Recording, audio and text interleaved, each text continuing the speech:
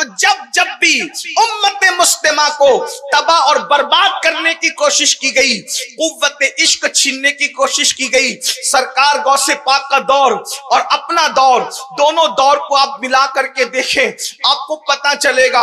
अल्लाह अकबर। सरकार गौसे आजम रदी अल्लाह ताला अन्हो ने जिस माहौल में आंखें खोली थी, उस माहौल के अंदर अल्लाह अकबर उम्मत मुस्लिमा, जगह जगह झगड़े हो रहे थे, जगह जगह इख्तिलाफात हो रहे थे, उम्मत को फिरकों में बांट दिया गया था, उम्मत को टुकड़ों में बांट दिया गया था।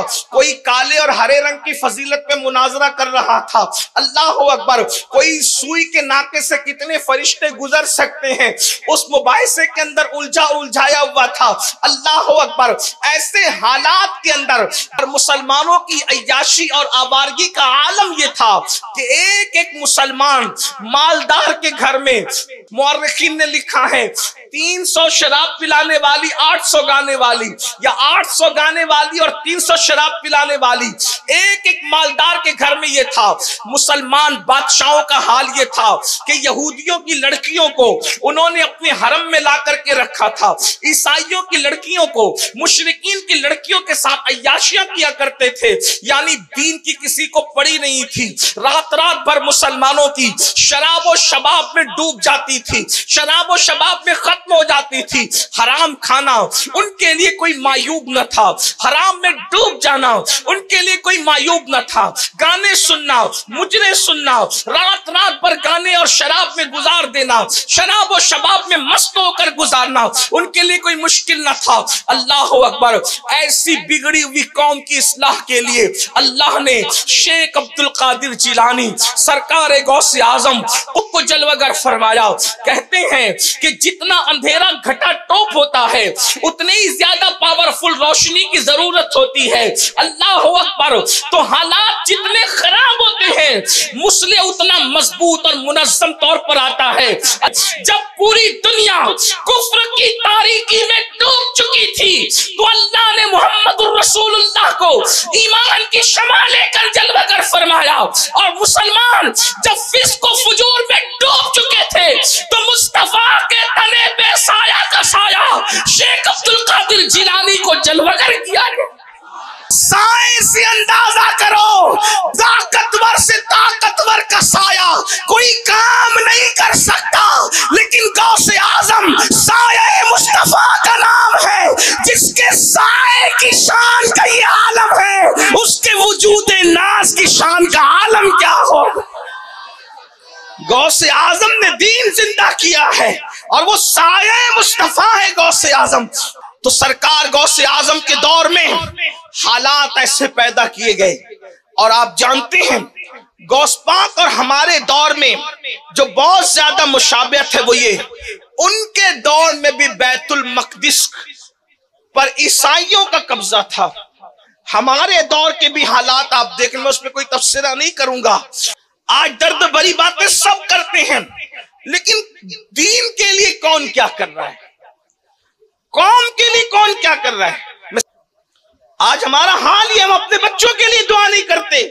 दुआ उस वक्त करेंगे जब मस्जिद में आएंगे।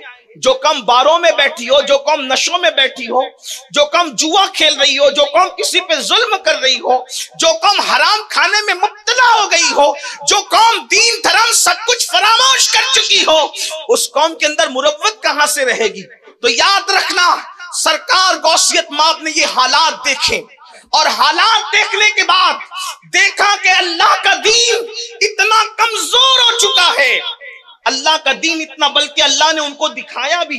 एक रास्ते से तशरीफ ले जा रहे थे, मशहूर बात है, एक रास्ते से तशरीफ ले जा रहे थे, देखा कि एक मरियल जैसा अधमरा, बिल्कुल अब दम टूटने वाला है, ऐसा कोई बंदा पड़ा हुआ है, और वो कहता अब्दुल कादिर मेरी मदद कीजिए। सरकार गौसे पाक ने उस अधमरे और दम तोड़ते हुए इंसान को देखा, जवान को देखा, तो उसका हाथ अपने हाथ में लिया। उलमा फरमाते हैं, सीरत निगार लिखते हैं कि मुर्शिद गौसे पाक ने जैसे उस जवान का हाथ अपने हाथ में लिया, वो एक तंदुरुस्त तवाना होकर के खड़ा हो गया। आपने हाथ हाथ में लिया और वो तंदुरुस्त होकर के खड़ा हो गया। गया। तो आपको हैरत हुई तो उसने कहा अब्दुल कादिर मैं कोई इंसान नहीं हूं, बल्कि अल्लाह ने आपको ये बताना था कि आपके नाना का दीन बिल्कुल उसी हालत में था जैसे आपने मेरी हालत देखी, मगर आपने मेरी मदद की तो आपने मुझे जिंदा कर दिया, आपके नाना के दीन को जिंदा कर दिया। आप मुहय्युद्दीन हो, मुहय्युद्दीन, दीन को जिंदा करने वाले हो। वहां से जब आप निकले और मस्जिद में गए तो पूरी मस्जिद पुकार रही थी या मुहय्युद्दीन, या मुहय्युद्दीन, ऐ दीन को जिंदा करने वाले। लेकिन ये शान गौसे आजम की है। मुहय्युद्दीन सिर्फ गौसे पाक का लक़ब है कि आपने दीन को जिंदा किया है। लोगों को इसमें हैरत है कि वो मुर्दे कैसे जिंदा करते थे। हमने कहा सबका अपना अपना शौक है, हमें मुर्दा जिंदा करने पे क्या हैरत होगी। जो खुदा का दीन जिंदा कर सकता है वो मुर्दों को क्यों जिंदा नहीं कर सकता। मुर्दों को जिंदा करने से बड़ी करामत दीन को जिंदा करना है।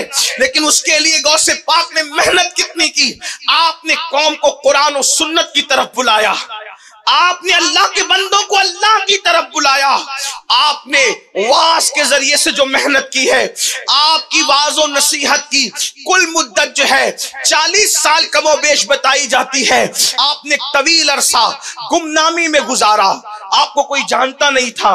गौसे पाक फरमाते हैं न मैं बगदाद वालों को जानता था, न बगदाद वाले मुझे जानते थे, बल्कि मैं जंगलों में अल्लाह की इबादतें करता और भूख और प्यास की वजह से मैं बेहोश होकर जमीन पे गिर पड़ता तो जंगली लोग या शिकारी लोग या लकड़हारे मुझे उठा करके ले जाते और मुर्दा समझ करके मुझे तख्ते पे लिटा देते, और जब गुस्ल देने के लिए मुझ पे पानी डालते तो मैं आंख खोल करके कहता क्या कर रहे हो, तो लोग कहते तू तो मर चुका था अजनबी। मैं मस्ताना वार नारा लगा के निकल पड़ता। सरकार गौसे पाक फरमाते हैं अल्लाह की इबादत में मैंने इतनी मुशक्कतें झेली, जो तकलीफें मैंने उठाई है अगर वो पहाड़ पे डाल दी जाए तो पहाड़ रेजा रेजा हो जाए।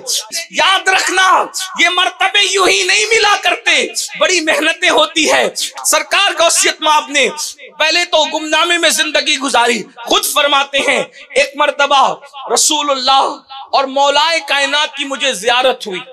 फरमाते मैंने हुजूर को देखा, मौला अली को देखा, तो अल्लाह के रसूल ने फरमाया अब्दुल कादिर मेरे बेटे तुम खिताब क्यों नहीं करते, तुम बयान क्यों नहीं करते। अस्की नाना जान में अचमी हूं।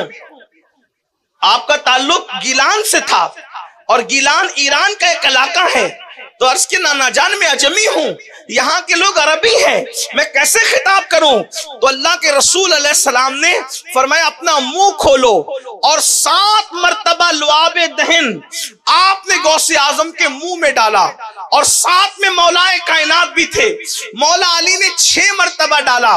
तो गौसे पाक अर्ज करते बाबा जान नाना ने 7 मरतबा और आपने 6 मरतबा क्यों डाला, कुर्बान जाएं, अदब का अंदाज देखें। मौला अली फरमाते मेरे बेटे रसूलुल्लाह के अदब की वजह से मैंने 6 मरतबा डाला, अगर 7 मरतबा डालता तो बराबरी का शायबा होता और इसमें बेअदबी थी। तो बेअदबी से बचने के लिए हुजूर ने 7 मरतबा डाला तो मैंने 6 मरतबा डाला। इससे पता चला वो अली मुर्तजा होकर हुजूर का इतना अदब करते हैं। आज हमारे पास हुजूर का क्या अदब है। हम कुव्वत इश्क की बात करते हैं, जिस कौम के पास अदब ना उस कौम के पास इश्क कैसे हो सकता है। इश्क तो अदब वाली कौम के पास होता है, बेअदबों को कभी इश्क नसीब नहीं होता। आज ये कौम बेअदबी की तरफ है। क्या वो लोग थे, लोग कहते हैं सलाहुद्दीन ने बैतुल मुकद्दस फतेह किया। सलाहुद्दीन को तैयार किसने किया। एक बात आप क्या समझते हैं, ये जो उलमा है इनको हकीर न समझना, ये सूफिया इनको हकीर न समझ। अगर ये मैदान में ना आए, लेकिन हर मर्द मैदान को उलमा ने तैयार किया, सूफिया ने तैयार किया, मशाइख ने तैयार किया। जिस सलाहुद्दीन पर लोग नाश करते हैं उस सलाहुद्दीन को तैयार किसने किया था। उस सलाहुद्दीन को तैयार करने वाली हस्ती को शेख अब्दुल कादिर जिलानी कहते हैं। मुरीद था सलाहुद्दीन अय्यूबी गौस पाक का, उसके अब्बा मुरीद थे गौस पाक के, उसके दादा मुरीद थे गौस पाक। उसकी 3 पुश्ते गौस पाक की मुरीद थी। बल्कि सलाहुद्दीन की जिंदगी में ये बात मौजूद है।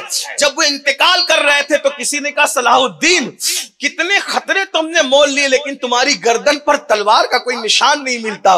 गर्दन पर तलवार का निशान, गले पे तलवार का निशान। लेटे थे, उठकर बैठ गए, कहने लगे क्या समझा? जब मैं मुरीद होने के लिए अपने बाबा के साथ गौस पाक के यहाँ गया था तो लोग सर पे हाथ रख के दुआ करते हैं, मेरे पीर ने मेरे गले पे हाथ रख के दुआ की।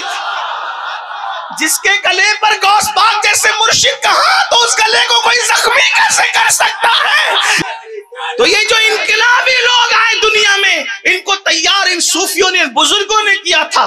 बैतुल मुकद्दस फतह हुआ, सलाहुद्दीन को तैयार किया। गौसे पाक ने 80% लोग सलाहुद्दीन की फौज में जितने थे वो सब के सब गौसे आजम के मुरीद थे या मुरीदों के मुरीद थे, शागिर्द थे या शागिर्दों के शागिर्द थे।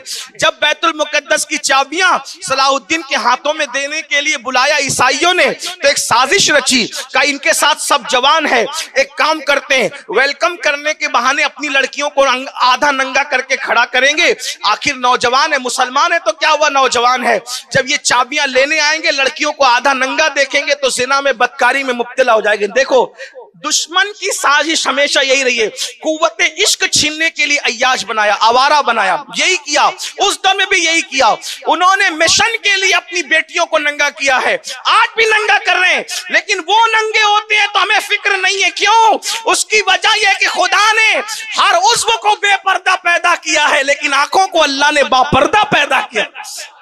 लड़कियां आधी नंगी खड़ी थी ईसाइयों की, क्या? इसलिए कि वेलकम कर रही है। सलाहुद्दीन ने कहा तुम्हारा बड़ा इम्तिहान है, अब बताओ क्या करोगे? जिसकी आंखों में मदीने वाले का जलवा बसा हो, क्या वो किसी के हुस्न पर ईमान का सौदा कर लेगा? नजरें झुकाओ और नजर झुका के हुजूर के तसव्वुरात में गुजर जाओ। वो नौजवान क्या नौजवान थे, अल्लाह अकबर। सलाहुद्दीन ने कहा नजरें झुकाओ, रसूलुल्लाह के तसव्वुर में, हुस्न जमाल के तसव्वुर में गुजर जाओ। और वो काफिला गुजरता गुजरता गुजरता चला गया। लड़कियां हैरान थी, हमने इसी हुस्न की वजह से तो लोगों के ईमान के सौदे किए थे, ईमान छीने थे। जब सारे जवान गुजर गए तो किसी लड़की ने कहा हमारे हुस्न की तौहीन तो न करो, तुम्हारे सीने में दिल है या पत्थर है, आखिर तो हमें देखते क्यों नहीं? तो किसी जवान ने नजर झुका के कहा था जिसकी निगाहों में मदीने वाले मुस्तफा प्यारे का जलवा समाया हो वो तुम्हें कैसे देख सकते हैं? क्यों? इसलिए कि अल्लाह अकबर, तेरे कदमों में जो है गैर का मुंह क्या देखे, कौन नजरों पे चढ़े देख के तलवा तेरा। अल्लाह अकबर, ये शान, ये जवाब, ये हालात थे। और तब उन लड़कियों ने कहा जिसके हुस्न में तुम गिरफ्तार हो, फिर हमें भी उसी के हुस्न का शहदाई बना दो और हमें भी कलेमा पढ़ा करके इस्लाम में दाखिल कर लो। ये हालात थे मुसलमानों। तो बात अधूरी यहाँ पर बात जब हमें खत्म करनी पड़ रही, इंशाअल्लाह अल्लाह ने वक्त दिया और हालात ऐसे रहे तो हम कभी गुफ्तगू इस पे करेंगे। लेकिन आज जरूरत इस बात की है, तौबा करो, अय्याशियों से निकलो, गुनाहों से निकलो, सच्चा उनके आशिक बनकर देखो। यहाँ भी कामयाबी, वहां भी कामयाबी, हत्ता के जमीन पे इंसान अदब करेंगे और कब्र में नकीरैन अदब करेंगे। मेरे इमाम कहते हैं नकीरैन करते हैं ताज़ीम मेरी, फिदा हो के तुझ पे ये इज्जत मिली है, खाक होकर इश्क में आराम से सोना मिला, जान की इक्सीर है उल्फत रसूलुल्लाह की, उनके बन के देखो, तौबा करो, गुनाहों से निकलो। गुनाह उनको अज़ियत पहुंचाते, तकलीफ पहुंचाते हैं।